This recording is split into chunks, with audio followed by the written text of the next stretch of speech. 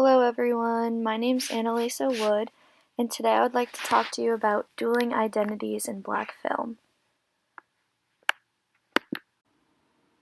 There are many important themes and messages to be drawn from Black films. Films focused around Black characters often feature the concept of code switching, which refers to them moving between multiple social identities dependent on the context. In the context of Black film, code switching is often portrayed through the dueling identities of Black characters existing in white society as opposed to the Black community. In the films The Hate U Give, Sorry to Bother You, and Hidden Figures, the main characters must whitewash their true identities and personality in order to attain their respective goals. In this video essay, I am going to explore the similarities and differences in each of the three films' utilization of code switching. In The Hate U Give, code switching is seen most obviously through the main character, Star Carter. The film takes place in modern-day Jackson, Mississippi, and immediately the audience is presented with the dual nature of the city. One side being home to upper-class white culture and the other lower-class Black-populated area of Garden Heights. Star, a high school student from Garden Heights, portrays this duality in her own life through narration describing Star version 2. She refers to herself as Williamson Star whenever she leaves her community to attend the predominantly white private high school. In her time at this school, she transforms herself into a version that will provide familiarity and comfort to her white classmates, friends, and possible love interest, Chris. Star is able to compartmentalize her life according to outside expectations forced on her by her friends, family, and opposing communities. However, it isn't until she experiences the trauma and tragedy involved with the unlawful shooting of her lifelong friend Khalil during a routine traffic stop that Star begins to question her identity. As the only witness to this crime, Star is forced to evaluate the importance of the separate lives she's built for herself. While experiencing the grief and pain of losing her friend, Star is then forced to decide whether she'll adhere to the code of the street or stay silent about what she saw, or testify in front of a grand jury and join a growing movement to end anti-Black violence and police brutality in communities like hers. In the end, Star is able to find her voice and reclaim her identity no longer controlled by societal expectations, rising as an activist fighting systemic racism within law enforcement. In The Hate U Give, Blackness is portrayed within the community of Garden Heights. The film outlines this culture of poverty, partying, and crime through the opening scene, where childhood Star and her brother are receiving the talk by their father. In this instance, the talk refers to strict instructions that Black people must follow when stopped by a police officer. These instructions also help define the relevance of code switching to the entire Black community as a necessary skill to survive the modern day. Oppositely, the film also shows the epitome of whiteness in scenes taking place at Star's high school, Williamson. Star must ignore insensitive comments and treatment by her classmates and friends on a daily basis in order to be accepted. This film serves as a present-day portrayal of current issues continuing to plague the Black community, and more importantly, serves as a check in the balance of a society that ignores the voices of those hurt in police brutality and racial discrimination. This story tells us that we still have so far to come before we can consider America a country where Black lives can exist unapologetically. Sorry to Bother You delves even deeper into this concept of Black code switching through the main character, Cassius Green. In this film, Cassius is struggling to make ends meet, searching for a job in any field that will carry him out of his current socioeconomic status and allow him to get ahead and conquer the cycle of poverty closely associated with the Black community. This desperation leads to the introduction of Cassius's white voice, a strategy to be used when working at the telemarketing company Regalview.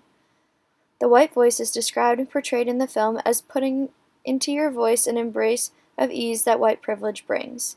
This entails sounding as if you're entitled to the good life, often associated with white dialect and vernacular. The film goes as far as to replace Cassius's real voice with the voice of a white man to emphasize the difference and impact that code switching has on his professional and personal life. Professionally, Cassius is willing to do whatever is necessary to ensure his success.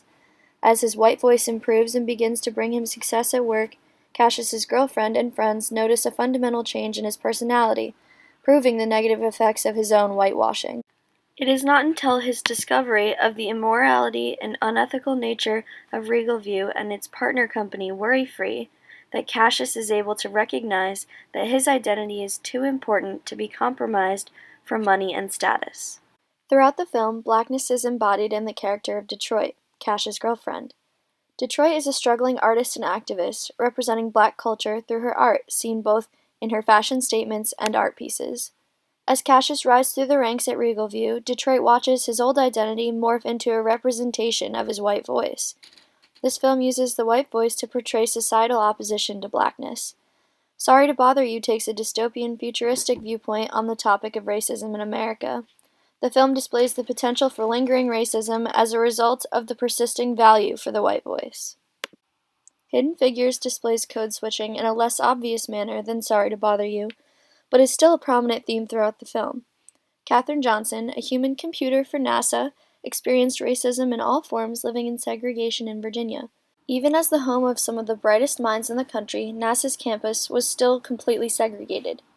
As the film progresses, Katherine and her coworkers have no choice but to submit to this unjust treatment and do their jobs quietly and efficiently.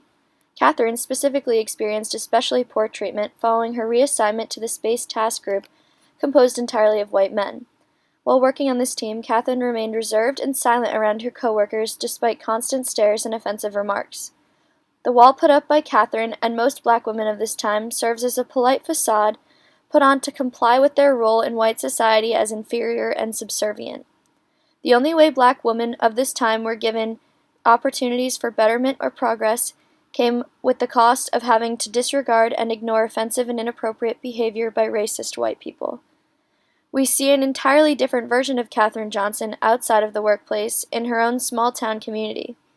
In the scene in which Lieutenant Colonel Jim Johnson unintentionally insulted Katherine by voicing his skepticism about women's mathematical abilities, Katherine is quick to call him out for his incorrect and offensive presumption, a reaction very different, more realistic, and sincere than her responses to workplace hostility.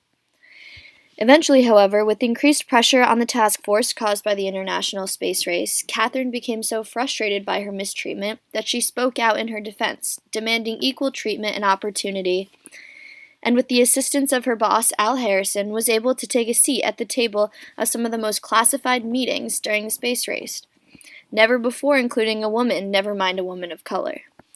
It was through code switching that Katherine Johnson was able to maintain her position at NASA, but it was her confidence to break away from the norm that led her to her ultimate success. The film Hidden Figures portrays blackness in the South during segregated times as a norm accepted by all people. Katherine's community and church represent lower middle-class Black life, still subservient to the white world. Hidden Figures presents a historical portrayal of Black lives in the South, and although it took place following the major Supreme Court decision, Brown v. Board of Education, there was still substantial segregation in Virginia. The film serves as a reflection on the constant fight for recognition and opportunity never given to Black people, and Black women in particular. We see that the reality of Black lives during this time of systemic racism, enforced by laws and professional limitations, was dependent on their ability to blend, i.e. code switching, when needed, and when to stand up and fight for their rights. All of the films discussed in this analysis share a common theme of dueling identities. The main characters in the films find themselves, in one way or another, relying on their ability to change their identities through a process known as code switching.